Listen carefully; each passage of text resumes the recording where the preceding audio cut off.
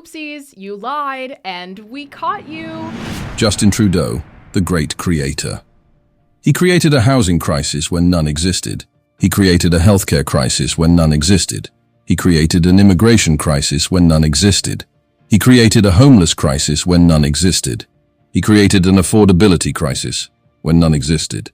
He created a violent crime crisis when none existed. He created an asylum seeker crisis when none existed. He created hate. He created racism. He created division. He created so many things.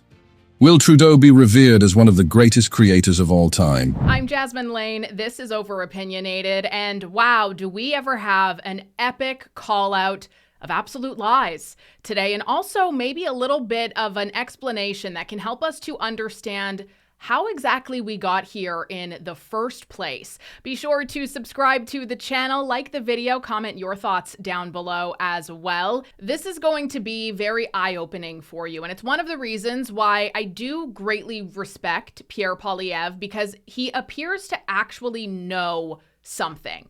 And he's not afraid to say it either. He had a sit-down meeting with England's Conservative Party leader where they discussed just what has happened to the West and also our failure in allowing this to happen. And I think that this is a very big learning moment. We now have a scenario where I say all the liberal values are being hacked. Yes. And free protests, or the right to protest, is now used as a cover for intimidation.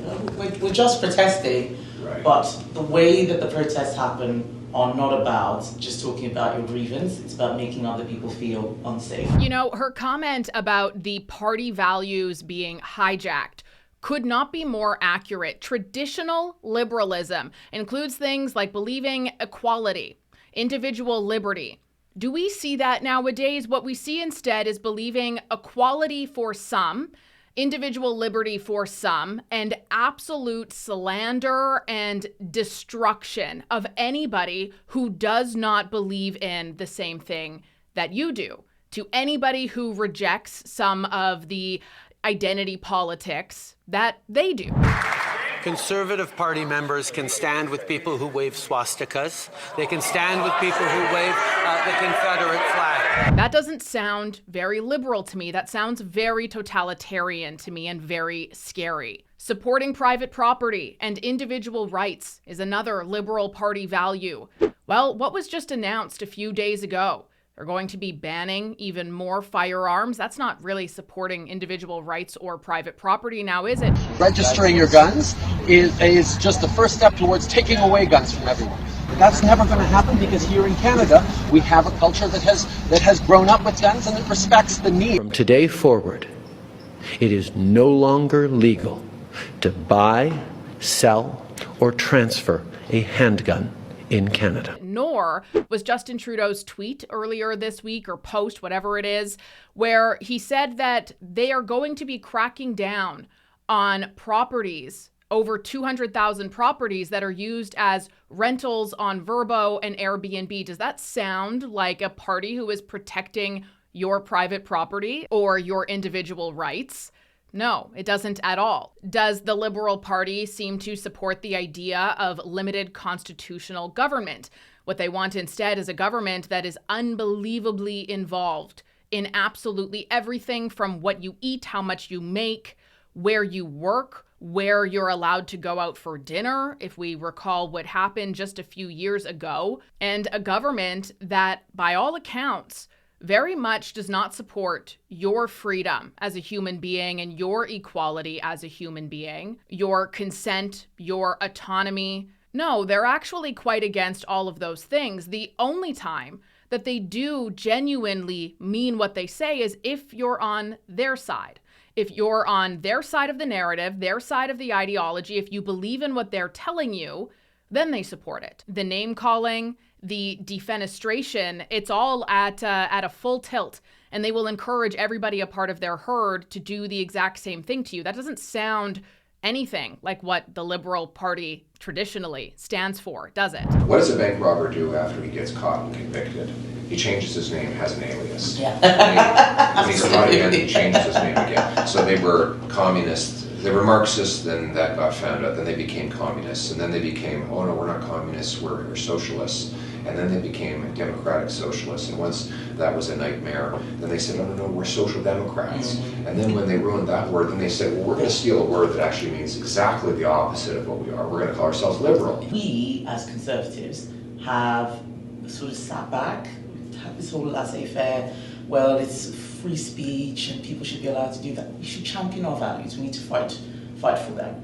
And I think it's because we didn't, across the board, not just on the social and cultural, but on the economic, because we didn't fight for our values, we ended up just being unrecognizable, and that's why we lost. And here's a really good thing to think about. You know, people on the left side of politics and identity politics and wokeism, they'll always say, oh, well, conservatives, the people on the right, they're trying to take away our freedoms. They hate us.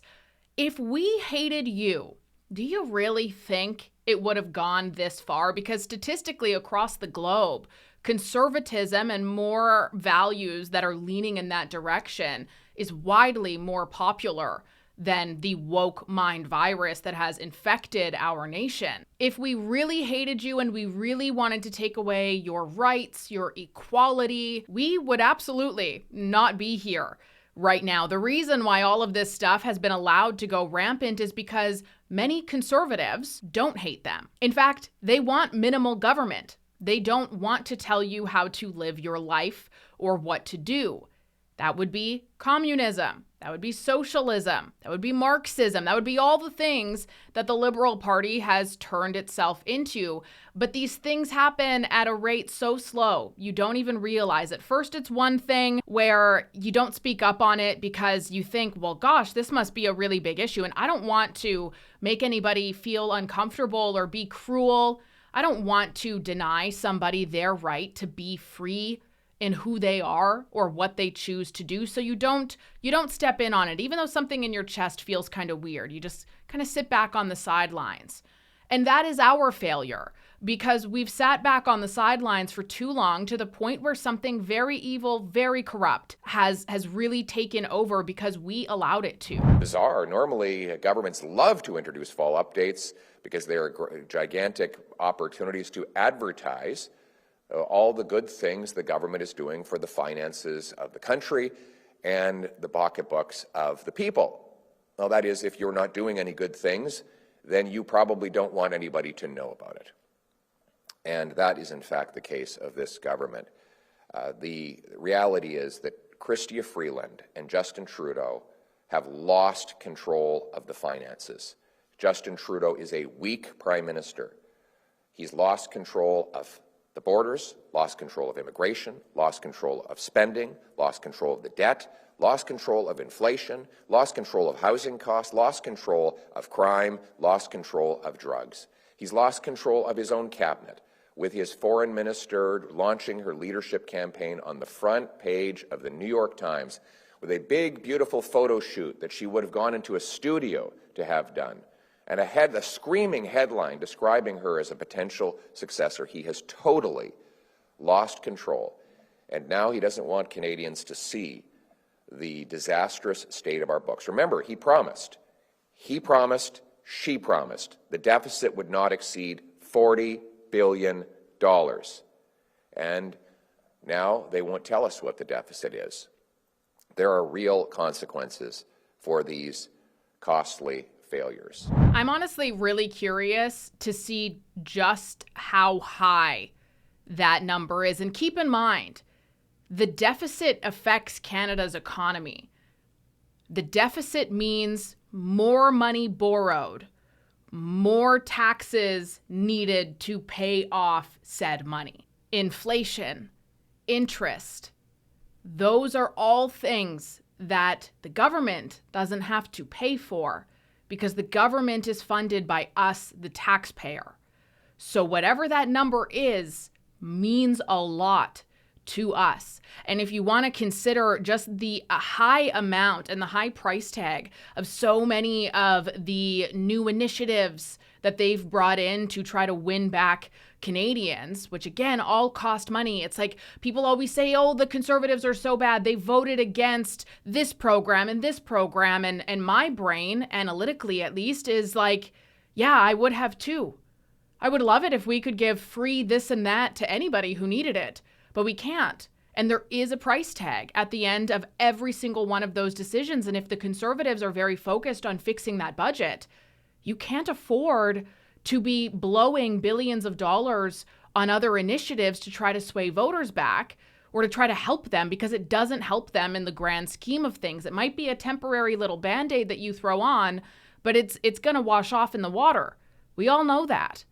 After 9 years of Trudeau, everything costs more, with food prices having risen 37% faster in Canada than they did in the United States during the exact same time period. That gap coincides with the coming into force of the carbon tax on the farmers and truckers who bring us our food, a tax he now wants to quadruple to 61 cents a litre. This is a Prime Minister who's doubled our housing costs.